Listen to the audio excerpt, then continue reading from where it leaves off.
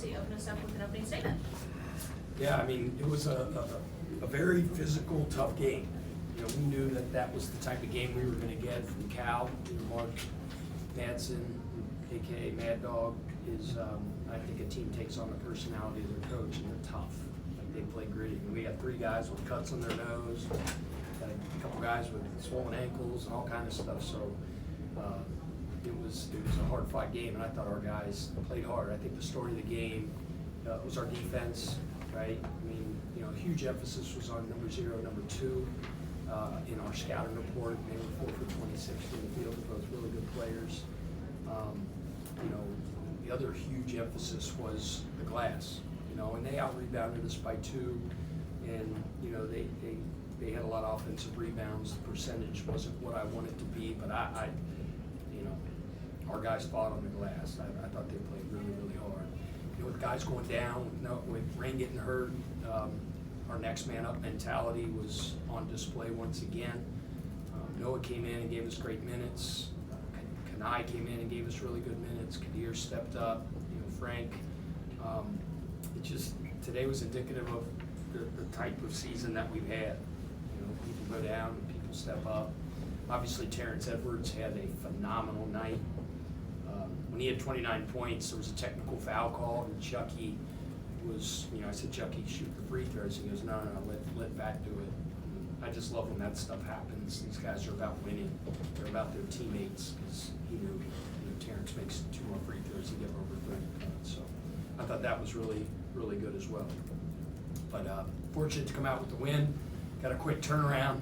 Got to heal up and rest up and get ready for a big one on Saturday, where we're going to be honoring, you know, our senior class.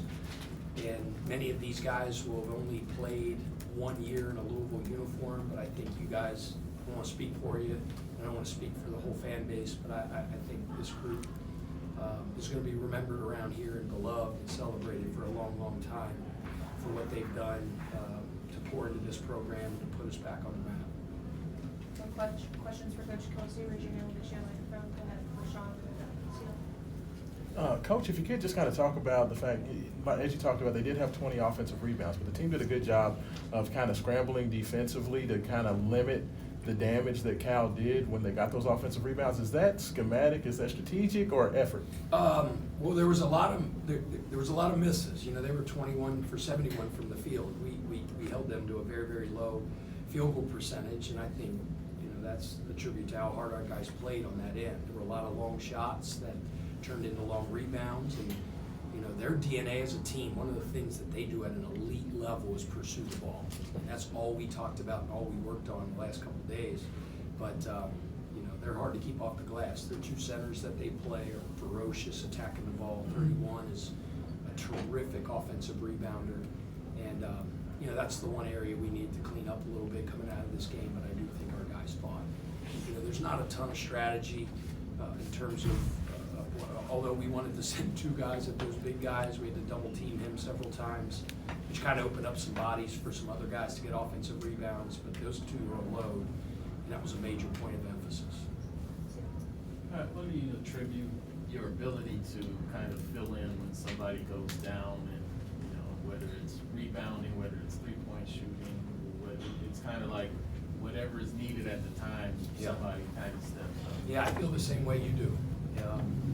It's just the resiliency of this team. I think it's one of the trademarks, the hallmarks of this team is just what's next. You know, something happens, adversity hits, somebody goes down, nobody blinks an eye, and that we always say, next man up, next man up, next man up.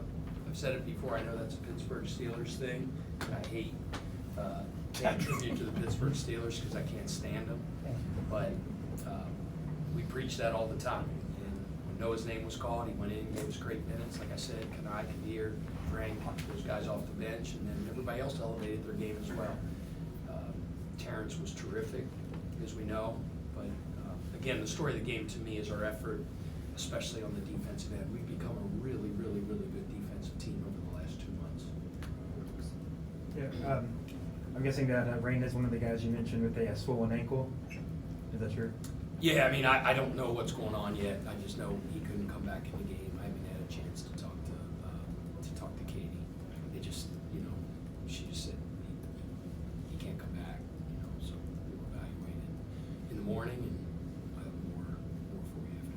And then Coach was in here from Cal talking about you going to a bigger lineup today. Kind of that was something that kind of threw them off. Could you just speak to maybe this something I don't know if we've seen that too much here recently, but to go to that tonight and have a workout. Yeah, I mean, it was really out of necessity more than anything. When Rain went down, Rain's 6'2", the guys that were replacing were 6'8", Noah 6'10", years big kid. So we kind of did it out of necessity. So I appreciate him giving me credit for it, but it was just the advantage of no choice. Pat, obviously without Rain tonight, you're still able to make 11 3-pointers. Obviously, Fat was a big part of that. But how important is it to not have to just rely on Rain to be your primary perimeter shooter, especially as you're getting ready to enter the one-and-done part of the season? Yeah, I mean, I think we have I know we do. We have a very good shooting team.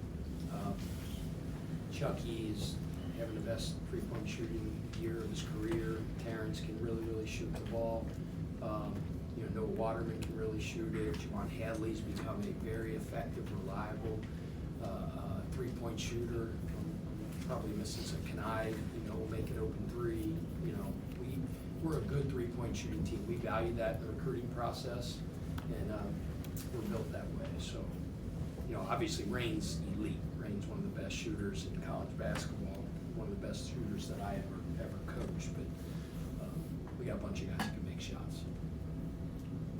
Coach, you guys hold Andrei Stojakovic to his season low tonight from the entire season, and do another good job of just holding the opposition's leading scorer to a rough, inefficient kind of night. But this is one of those kind of guards who isn't more ball dominant, and some of the other leading scorers that you guys have gone up against have been more ball dominant. Talk to me about what went into the game plan of just making it tough for him tonight, and how did that? Well, he's really good. His dad's one of the greatest players in NBA history, so it was kind of cool preparing and scouting him, and then he showed his dad up in the stands a couple times. I'm like, oh my gosh, it's his son. But he's good. He's got his special gift, I believe, is his ability to generate fouls. He's just really good at getting downhill, taking contact, continuing to attack the rim, put foul pressure on you. We really had a big emphasis on defending him without fouling, right? At the point of attack one-on-one, we wanted to try to be physical and chest him up early. We wanted to try to have the floor be crowded around him as well. He can make threes, but getting downhill and attacking. And I just thought our guys did a good job of being attentive to scouting report and carrying out their assignment. A bunch of guys guarded him. It wasn't just one guy, but we did a good job. He's hard to prepare for. The other big emphasis was number 0, who also is a very good free throw generator. And I thought we did a pretty good job of defending him without fouling. Pat, you talked about defense and the improvement. In the first half, the last 8 minutes, you held them without a field goal, and it was more of you were forcing them to miss bad shots, take bad shots, and that. The second half, you had a run where I think you had 3 or 4 steals. So it's a little different of everything. What do you feel like is the biggest improvement in the last 2 months defensively? Geez, just the care factor. I mean, that's the best way to describe it. The 1-2.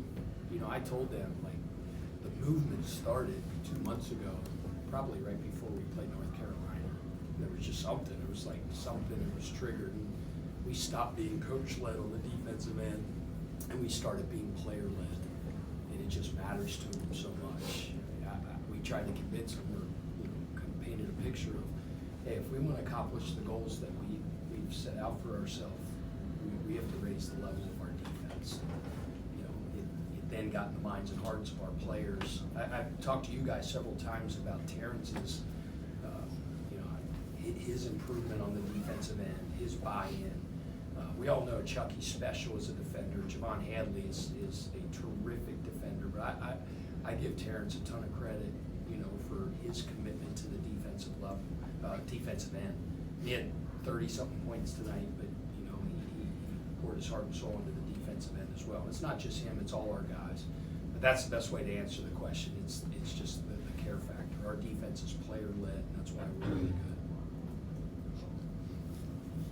Coach, if you could just talk about Noah had a strong game on Saturday against Pitt, comes back tonight, has a very strong game defensively, moving his feet, had the step-in three-point shot, posted up, had a nice and one on the block. Just kind of talk about how he's playing right now. Yeah, and he, like, I just keep saying, I mean, he turned his ankle, and tough.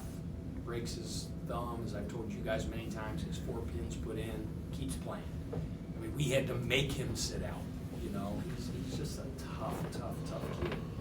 And we need it, especially with rain going down tonight. We need it. You know, you mentioned perimeter shooting. Made that big three and guarded. He was really a really important piece tonight. And we're going to need him to continue to do that moving forward. You know, when something like this happens, when rain goes down, I mean, it forces guys, you know, because our starting lineup's been playing an incredible amount of minutes, and this game, it's kind of funny how God works sometimes. It forced those guys into playing more minutes, and you know, by being able to be out there and stay out there and have some sustained minutes, they gain some confidence. And you know, the silver lining will be as we move into the conference tournament play, and, you know, postseason play. Having these guys have a game like this, which will boost their confidence, I think will be important. The last two, Saran and then Brooks. When Hepburn has a career high and Terrence has a career high, those are obviously great accomplishments, but how do you ensure that that's sustainable going forward, that you don't rely on someone just having an amazing night? Yeah, I don't think, I think we've been a team all year long that doesn't rely on one guy to have an unbelievable night. Because you know what? Rain Smith's had 37 before.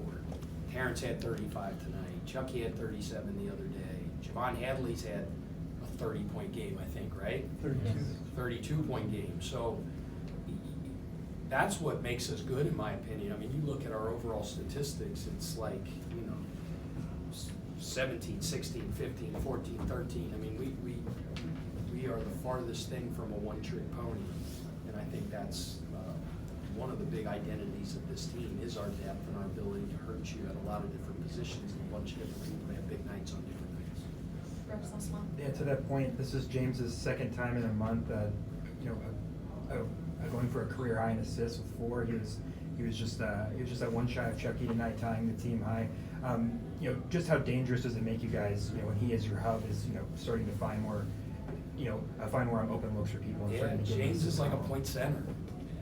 I feel totally confident, and puts a smile on my face saying it, because he's a play-through guy. With balls in his hands, I'm really comfortable.